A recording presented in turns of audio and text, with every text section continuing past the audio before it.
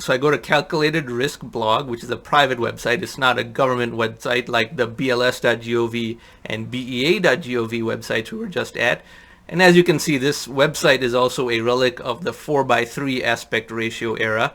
It was not created in the 16:9 era, and it's kind of stuck that way, just like my blog, The Futurist, was, which I started in 2006, because migrating to the wider aspect ratio messes up all the archives, and that's why he hasn't done it. But that was also a signal to me to go to YouTube and video production rather than text blogging. So what we want to look at over here is the JOLTS report for 2021, most recent one. And I did a video about exactly this topic just a couple of weeks ago, and you can see that over here.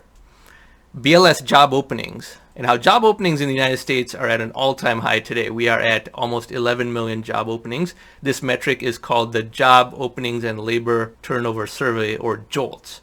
Catchy acronym. So despite the fact that payroll employment is not at its pre-coronavirus high yet, there's certainly enough job openings for that. There are 11 million job openings. There's just not enough people who are willing to go do those jobs. Eventually this will normalize out and we will return to full employment again, because thankfully an adequate amount of money has been printed and coronavirus has shaken loose the necessary amount of money printing. Even though the Federal Reserve and the economists don't understand why being forced to do that much printing was actually a good thing and a manifestation of market forces that was just speeded up by the COVID-19 crisis.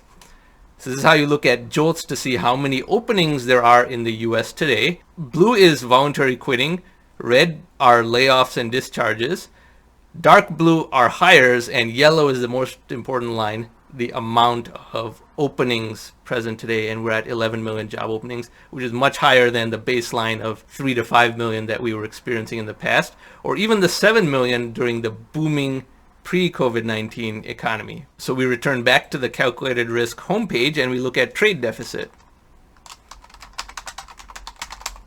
Always choose the most recent one. The trade deficit increased to 70.1 billion in July, but what is the trend line? So we go over here. So this is the US balance of trade. Now, this is a very interesting but also unfortunate story, and I speak about this when I talk about how I predicted that oil prices would fall permanently. There was a time when oil imports were in fact the majority of the US trade deficit. The red line is all non-oil net imports. The black line is just oil imports. And around 2007, 2008, oil was a major portion of all of our imports, even in 2011, 12, and 13. But as I predicted in early 2011, technological innovation would crush the price of oil. That is exactly what happened around 2015. And the US not only stopped importing foreign oil, the price of oil also went down. So the United States' oil trade deficit totally went away. We actually have a small trade surplus from time to time. So oil imports being a huge drag on the US economy was a problem that was corrected with extreme ease because of the wonders of technological disruption and atom principles. However, the United States squandered a once-in-a-generational opportunity to erase its trade deficit altogether. All the money being saved by oil imports going away instead went into non-petroleum imports, mostly to China. And now 70 billion a month is the United States' trade deficit. It still is pretty high. It's actually rising quite a bit. It's not net going down despite oil going down, because all of that goes to China. So the bigger beneficiary of the US hydraulic fracturing boom and the destruction of oil price pressure is not the United States, but China, because everything that we're saving by not importing oil from overseas is instead going to importing things from China, and China's economy is booming. They not only pay less for oil because we made the price of oil go down, so their oil imports cost less. We're also buying more from China. So they're the double beneficiary of the whole thing, and we could have been a beneficiary, but every single dollar that we're saving from oil imports going away has instead transferred directly into the red line. Therefore, the total trade deficit, the blue line, has not really gone down. Now, this is not adjusted as a percentage of GDP. There are websites that do that as well, and I have other videos about that on this channel. But still, it's a big rise when we could have gone to no trade deficit at all. And remember, in the 1990s, the United States had little to no trade deficit in the first place. And now for the final indicator, we go back to the Calculated Risk main website. And this is not a tier 1 indicator normally, but I believe we are on the brink of another real estate bubble and subsequent real estate bust, and that's why we look at the construction data. So construction spending in the field here. And I have a lot of videos about this, the most recent one of which is here. But if you have not seen that and are just seeing this, construction spending is important because the lower interest rates and money printing, which is necessary, has unfortunately been done in a way that hyper concentrates in 1 to 2 sectors versus what I recommend, which is far more diffuse, sending cash directly to people. It's extremely obvious and elegant. It's too simple for these PhD economists to actually understand. So they have to make things super convoluted and inefficient, as is their nature. Construction spending rises whenever there is a reduction in interest rates and money printing. And the problem with that is anything that boosts real estate prices, which those two activities do, also simultaneously stimulates more construction of new homes. We had a big construction boom in the 2007-2008 period.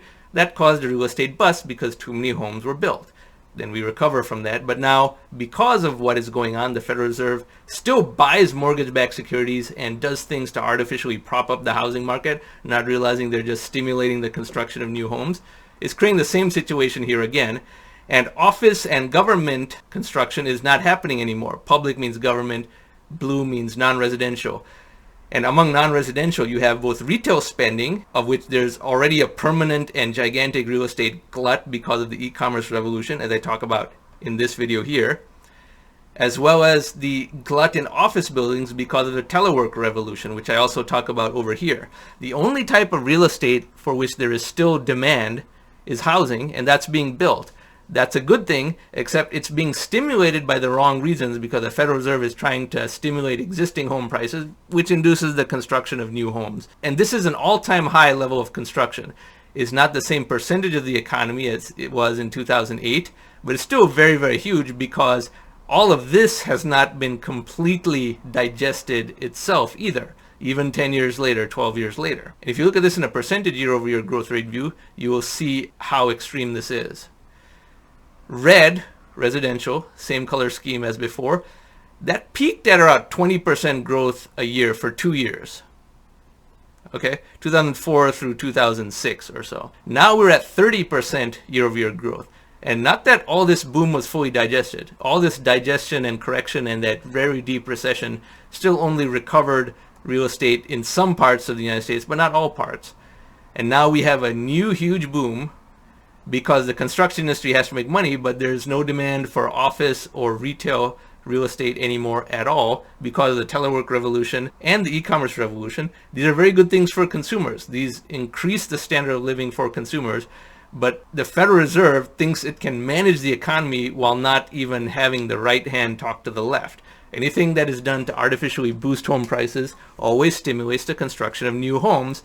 And what will happen is, since people can do their jobs over Zoom and are now accustomed to teleworking, they will migrate to lower cost places. So it's actually the super expensive locations, namely the San Francisco Bay Area and New York City, that are extremely vulnerable because all this supply is being created in places that don't halt home supply construction, whereas those places do have zoning that prohibits the construction of new homes and does not let home construction match housing demand. So this is something to watch, because within a year or two, this percentage growth rate has to go down, which drags the rest of the economy with it, and the Federal Reserve will try and print more and more money, but it cannot print in a way that just stimulates the housing sector at the exclusion of everything else. That is absurd. The only thing that will work is sending cash directly to people, and a lot of the people who bought $2 million houses that are now $1 million, it just won't be possible to bail them out. The Federal Reserve has tried to do that, but like I said, they're putting more and more water into a sieve because home construction still happens, and even if Bay Area cities prohibit new home construction from occurring, it happens in cities that are hundreds or thousands of miles away, and those people can get Bay Area jobs and do those jobs over Zoom. And under technological disruption principles, that has to happen. I spoke about how oil prices were crushed by technological innovation, and therefore OPEC, which felt that it had completely unassailable power, was brought to its knees. The same thing will be true for all the real estate owners of expensive cities who believe that the jobs are here, so people have to be here, and we make them commute an hour and pay an extremely high amount of money. No, technology comes in and rectifies that distortion And I also talk about the zoning tax in this video over here. So if you're interested in that topic, that is certainly a video to watch. But anyway, I don't want this particular video to be too long. So what we have here is how to look at 5 indicators of high importance, some of which you should always look at no matter what the economic conditions are, and some that are particularly relevant now because of certain problems that are arising in the economy due to mismanagement by either the federal government or the central bank, and the portent of problems to come that these indicators are harbingers of. So some food for thought for sure. I hope you found this video interesting, and if you like this type of content, I encourage you to subscribe to this channel. Thank you very much for watching.